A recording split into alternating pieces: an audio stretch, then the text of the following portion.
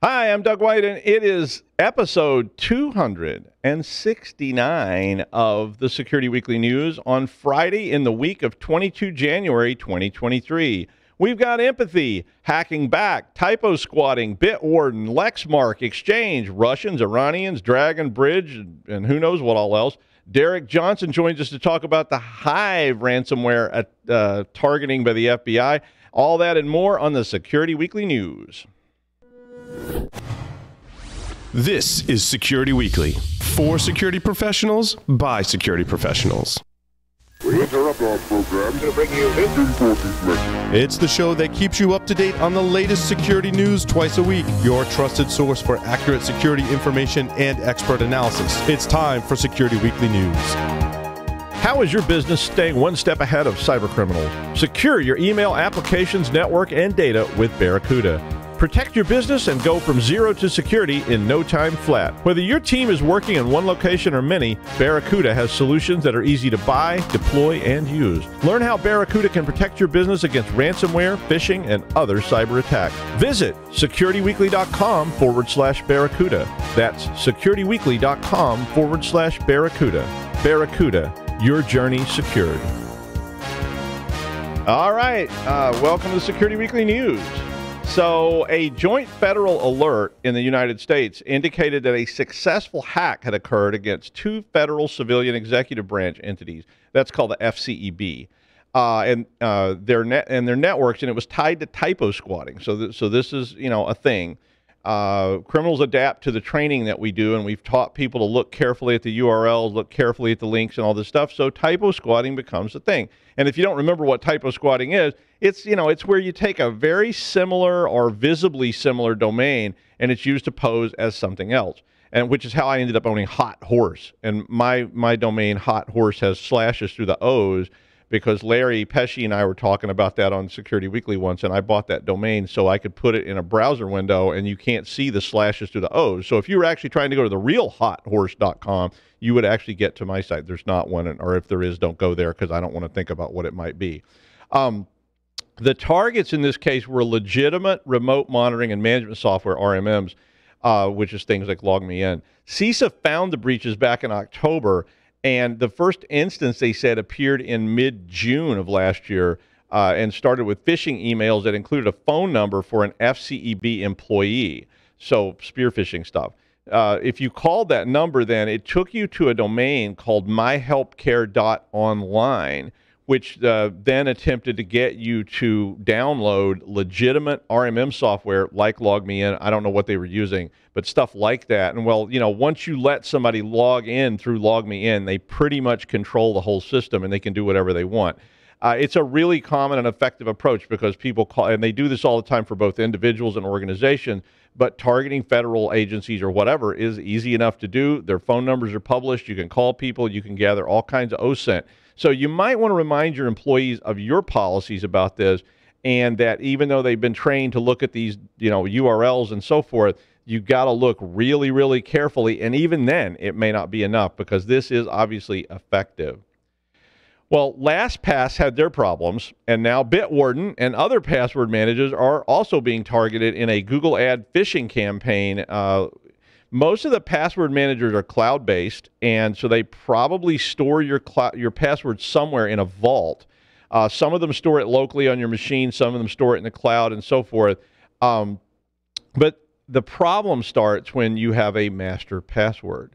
And you have to have a master password because even the password management companies haven't figured out a way around that. And of course, that password, that master password, ends up being the weakest link in the entire chain, because if somebody gets a hold of it, it doesn't really matter where the passwords are stored if they can recover them using your master password. So basically, that gives them the whole vault. On Tuesday, Bitwarden users were hit with an ad called Bitward Password Manager. So it's again a kind of typosquatting-y looking thing. It looks a lot like it, but it's a little bit different. The domain itself was @bitwarden.com, and it basically just another typosquatting attack like that first story. And if you clicked it, it redirected you to another domain called bitwardenlogin.com. So they're buying up every component of those names around the actual name. So I guess companies are going to have to be like politicians and buy every single possible iteration that could involve them, like, hey, DougWhiteSucks.com or whatever. But it did look like the Bitwarden Web Vault login page. And, of course, if you typed your master password into that, well, to use a technical term, that would be bad. So, I know using password managers is nice, and it encourages you to use different passwords on every site and even tracks that kind of stuff. And they can even generate very strong passwords for your use when you need them. But that master password is the nuclear launch code. So it really has to be very strong, and it needs to be very well protected. You need a very complex passphrase. It needs to use multi-factor authentication. And, if it doesn't do those things, or you use the same password you've used somewhere else, it's very much at risk. But remember, even with multi-factor, SMS can be hijacked, overlay attacks work, SIM swapping attacks work, all kinds of ways of targeting that multi-factor that can still let somebody get through. They were also talking about advanced adversary in the middle attacks, which these are basically you log into the fake site, the site steals your credentials and the MFA session cookie, and then they can reuse those things later. So be really careful out there as you use your password managers and make sure you protect that master password. Microsoft issued a warning yesterday to advise customers to patch their on-premises Exchange servers and apply the latest cumulative update, which would allow Microsoft to continue deploying additional emergency updates if they need to.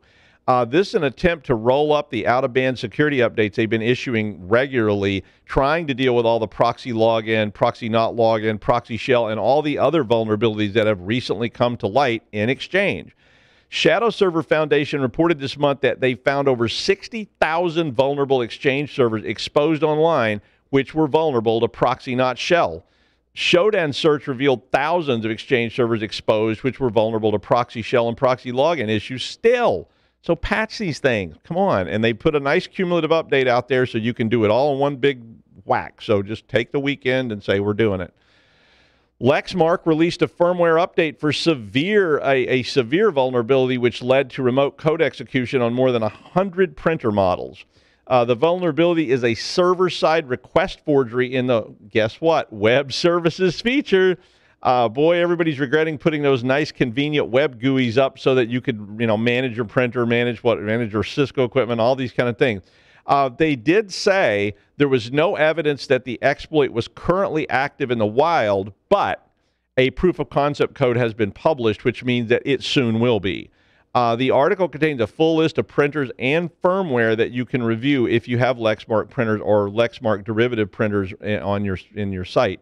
A couple of things to tell you about that. Make sure your printers are not exposed any more than they need to be. In particular, those web interfaces, and even your internal employees may say, hey, I can take advantage of this and get free printing or whatever. And don't forget the firmware and patches on peripherals, which is a very easy thing to neglect. Let me tell you from experience that I remember managing lab sites that had hundreds of printers, and nobody ever even thought about checking those printers to see if they had vulnerabilities in them, and we did have people use that.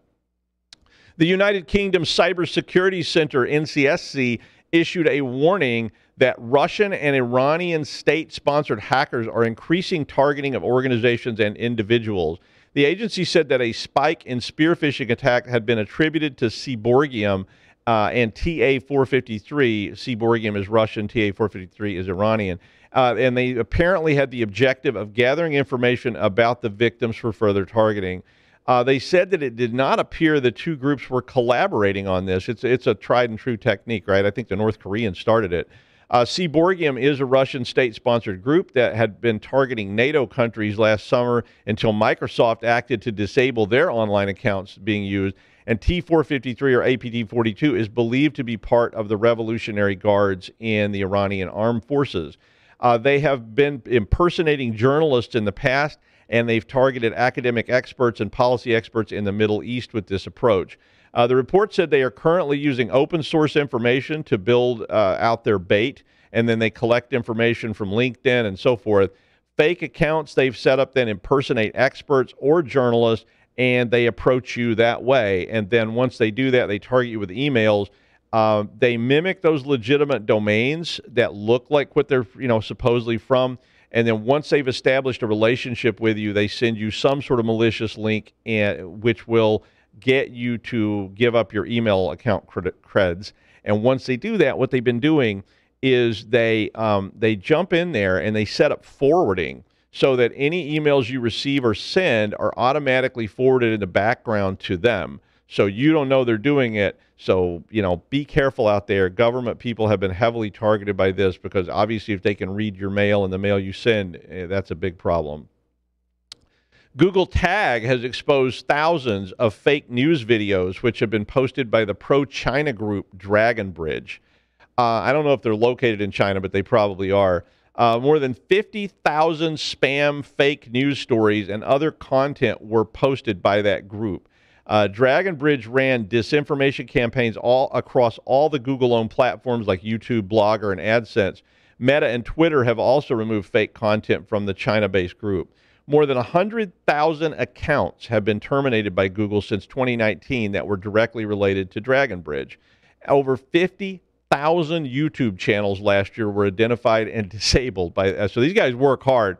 Apparently, though, despite all their hard work setting up 50,000 YouTube channels, they didn't have much success because 53,000 of the 53,000 YouTube channels, 58% had 0 subscribers and 42% of the videos had 0 views. I mean, you know what those things are like, right? When you click on something like that and you go, oh, come on.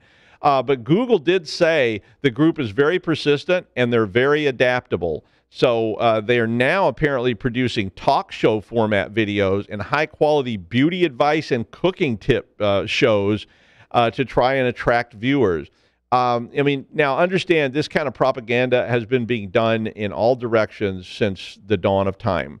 World powers have been doing this stuff on all sides, so not just, supposedly bad countries or whatever. All countries have been doing it. Pravda, if you remember that, People's Daily. China used to publish a weekly magazine. I used to actually get that magazine because I was trying to practice reading Chinese, and but it was filled with propaganda. And I actually got asked about it once on a security clearance. They were like, "Why do you subscribe to this?" I was like, "Oh, I just like to practice reading Chinese, and this is a bunch of crap, but it has nice pictures." But that kind of stuff. So be careful what you take to be truth in these complex times. Well, the FBI targeting Hive ransomware story was pretty much everywhere this week, and the U.S. also reiterated a $10 million bounty on the head of Tim McCracken. Oh, sorry, on ransomware gangs, not Tim McCracken. There was only $100 placed on the head of Tim McCracken, and if you don't get that reference, look it up. But Derek Johnson, who's a senior editor and reporter at SC Media and wrote the story about this, joins us to talk about the story. Derek covers major hacks, cybersecurity policy, and other cross-cutting issues in the public and private sectors, and before that spent 4 years writing and reporting on cybersecurity policy and the federal government at Federal Computer Week. Hi, Derek. Hey, thanks for having me. Yeah. So what's going on with this Hive story? Everybody, this was everybody's headline, the FBI shutting down Hive ransomware. So what's going on with that?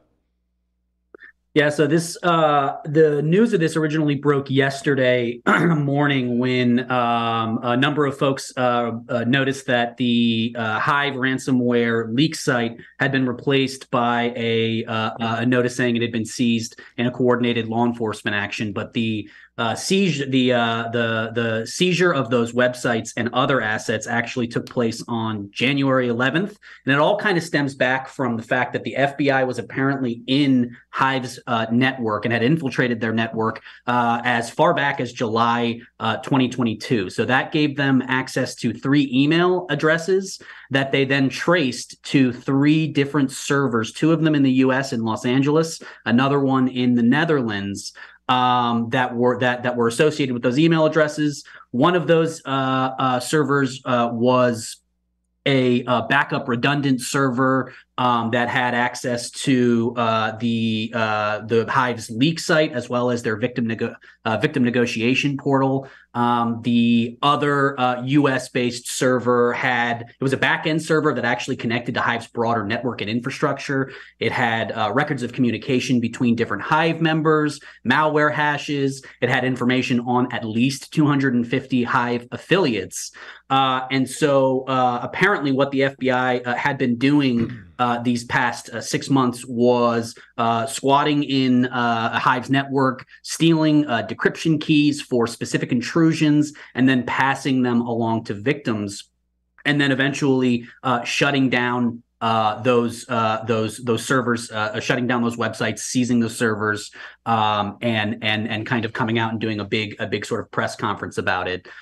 So this was a really interesting story for a lot of reasons, but I'll kind of let you ask a question or two and see if I can answer it there. Sure. Well, I mean, I'm really happy to see law enforcement. I mean, I remember when we first started dealing with this stuff way back when, and law enforcement was pretty clueless. And when people called, law, even the FBI, they didn't really have the mechanism to deal with this kind of stuff. So I am glad to see them doing that. When they say that they're doing this, though, I mean, how does the law work to allow these agencies, and who can they target? I mean, who can you go after with this kind of stuff?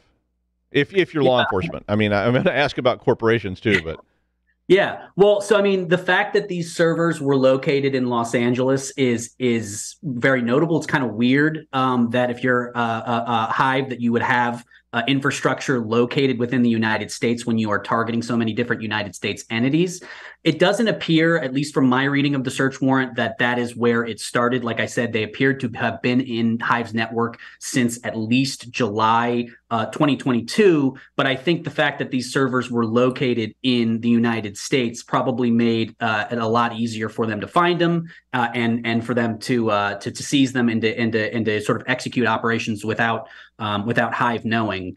So I mean, seizing servers and infrastructure, that's become a much more important part of what the FBI has been doing in terms of going after ransomware gangs. The sort of gold standard always remains like, hey, get those guys in a courtroom, get them arrested, get them extradited. But in lieu of that, if you can disrupt their infrastructure, it's most people will agree who kind of look at this issue that the disruption will be minor, sort of at best. Nobody was really arrested here, and it's going to be relatively easy if you have money to replace a lot of that infrastructure. But they got a court order to seize those servers, to examine them for a whole host of things, and then eventually shut them down. And so that's sort of the bread and butter of what the FBI and law enforcement does around ransomware these days when they can't actually arrest the operators. Yeah, I mean that stuff seems like it kind of goes into that whack-a-mole problem, and that's far worse than like physical threats, because I mean if you're setting up servers in the cloud and they're spread across the globe, and I don't know that it's easy enough to arrest people. I know they did. This was in cooperation with Europol or somebody to try and get these servers. But yeah, I think pulling the servers down it's good, but I think they'll just put them right back up again with a different service. Don't you think? Yes. So I think the more impactful part here is the fact that the FBI basically stole I think at least 1,000 decryption keys that they then passed on to at least 336 victims, and they claim that prevented them from paying $130 million in ransoms. And so that's real impact. And I think what's interesting about that is it's a very big difference from how the FBI responded when they had the decryption key for the Kaseya ransomware attack. And they wound up holding on to it for weeks, as you had all these businesses that had had their data encrypted, that had to make the decision about whether to pay the ransom or negotiate with the ransomware actors. Meanwhile, the U.S. government has the decryptor, but the FBI was holding on to it because they wanted to use it in their investigative purposes. They wanted to use it for to conduct disruptive operations. And when that came out, they got hammered by Congress. They got hammered by the cybersecurity community for placing sort of their own institutional interests over helping victims. And there's this larger issue of like CISA coming and taking a big bite out of the FBI's cyber policy portfolio, largely because they are viewed by Congress and by other members of the community as a government entity that is more concerned with helping victims than in facilitating their investigation or sort of other sort of priorities. So I think this was like a really this was a conscious. I think there's a bit of stagecraft by the FBI. They to sort of tell Washington and the public and businesses we get it. We screwed up with the Kaseya ransomware thing. We didn't emphasize victim recovery over our own interests, and we understand that's what you care about. And look at all the victims that we've been able to help using this. Aren't we someone that you should be reaching out to when you get hacked, when you get hit with ransomware? And so that's, I think, something that they did with an eye towards the way that businesses are communicating and looking at this issue, as well as how Congress looks at this issue when they're doling out authorities. I mean, I think that's good. I mean, that's a very difficult thing in covert operation. I mean, there's like I guess the famous example of that was the bombing of Coventry in England. When the Allies cracked the Enigma code, they knew that the Germans were going to bomb Coventry, and they could have announced, there's a bombing raid coming, flee, and they didn't want to do that because then the Germans would have known that they had it. So I can see how you go down that road of, I don't want to reveal that we're in here, that we're in this network, but I also get mostly that the victims just say, hey, I just want my money back. I just want to, I want to decrypt my systems and get out of this. I don't want to pay millions of dollars in ransom. How do you think that tailors into then the U.S. putting a bounty on ransomware? I mean, they're offering $10 million in like bounties from the U.S. government for people who can, I guess, give tips or provide disruption of these ransomware networks. Do you think that's going to just turn loose the vigilantes? Yeah, I think when they're talking about that, it's my understanding is that it's much more about getting a sort of a tip, a traditional tip, the way that law enforcement will typically ask if you happen to know something about these actors, or maybe you happen to know something about their infrastructure that they use and rely on. I don't think it changes the sort of status quo that we have here in where private companies are getting themselves in very sort of legally choppy waters if they want to, or individuals if they want to actually take the step of doing some kind of a hack or some type of activity that might run them afoul of the Computer Fraud and Abuse Act. I don't think that status quo has changed. But I do think that the federal government is much more concerned with what ransomware groups are doing these days, and they're willing to pay millions of dollars if they can get a good tip, because you can see a good tip might let you infiltrate one of their networks. It might let you obtain decryptor keys. It might help you save American businesses and companies and other victims hundreds of millions of dollars. So from that perspective, it might be money well spent. Yeah, I think so too. I mean, it sounds like they're sort of slowly moving towards having better policies and better practices regarding this stuff. And I mean, I have no problem with them offering bounties on the on tips or whatever from this, because it's probably a good idea. I mean, that's how they deal with most everything, and they rely on that. You mentioned, and corporate. I do think we should caution, corporate people about going off down that road, without sound legal advice, because if you want to tell everybody, the CFAA in the U.S. makes that pretty much illegal, right? Well, yes. I mean, if you're talking about like straight up hacking back, that is currently illegal. I think right now where you are seeing a softening in how the Department of Justice approaches the use of the CFAA, it is much more. It is softening much more in regards to the things that legitimate security researchers do to gain sort of visibility or awareness, or to examine and discover vulnerabilities.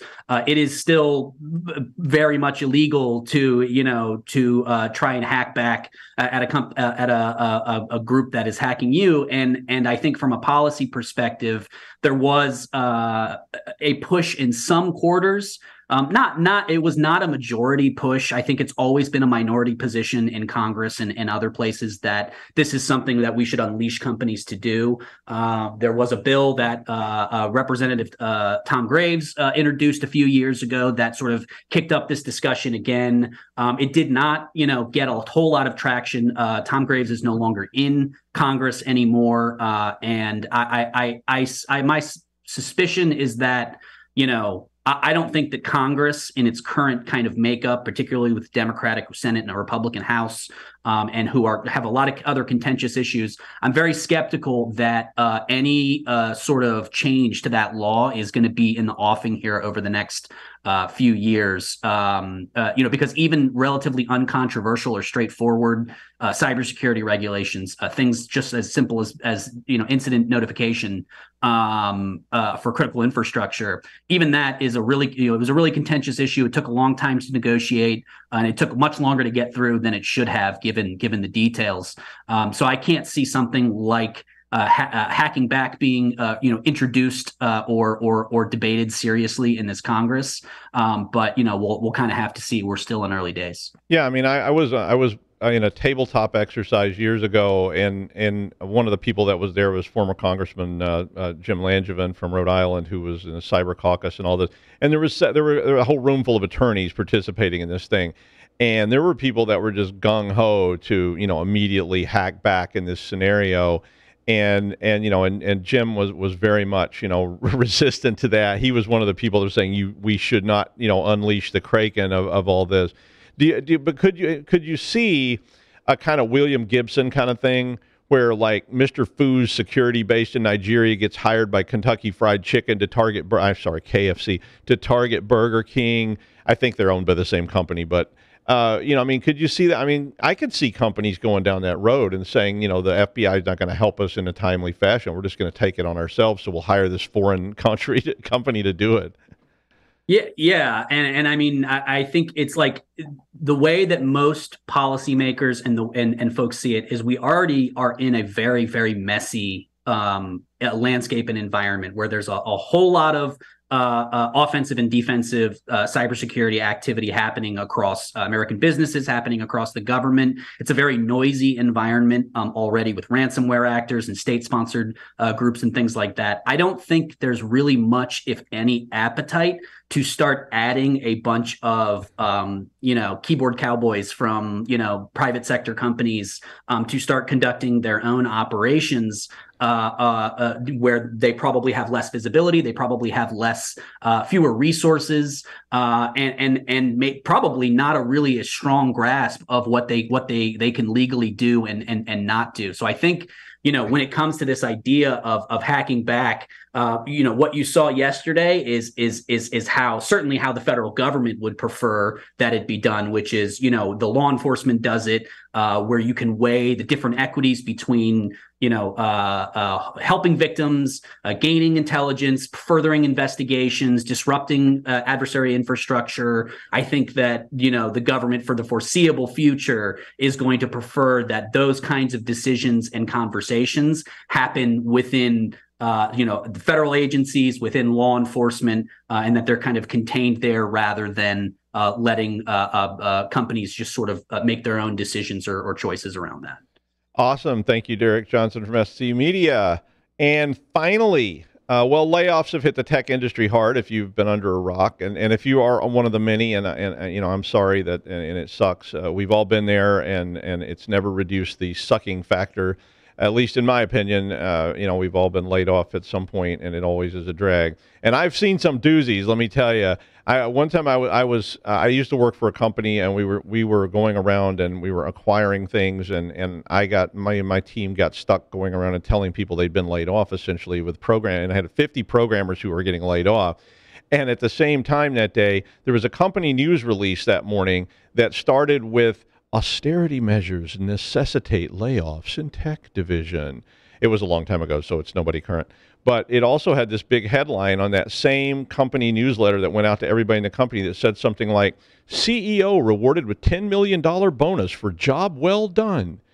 And, and people got really irate. I mean, and that's awful. I'm like, who approved this nonsense? Like, you're laying people off at the same time? Well, here's a new one. Apparently, PagerDuty CEO Jennifer Tejada wrote an 11,000 or so word email to employees and basically told them they would be refining the operating model. And I love it when people let this kind of language sneak in, because it's so much better, to tell people you're going to die than to tell them we're going to refine your life. And I mean, they're basically telling they're going to cut 7% of worldwide staff, which is a refinement of the operating model. And I just hate it. They used to call those weasel words when I worked for the government because it's like really awful. But that's not. It keeps getting worse. I mean, this was just the first part of it. She then called all of the cuts in the email refinements. So poor word choice. But then in the same email went on to praise all the people that were being promoted and said they had had a great financial year and the results for Q4 were very strong and they expected another strong year this year. And then it gets even worse. Then she started quoting Martin Luther King. So, you should read this. It was probably the worst, and I've seen some doozies. Let me say it was probably the worst layoff announcement ever. So look, if you ever have to do this, try and be sensitive. And I mean, I know it's hard. I mean, me, not being the most empathetic person around, but don't brag about how much money you're making and how big of the bonuses were for the upper management and then turn around and tell people we've got to let you go for austerity. It's stupid. Even if it's the truth, it's still stupid. I mean, that's my sensitive comment on the matter. That's the news. Thanks, Derek Johnson, and we'll see you next week on the Security Weekly News.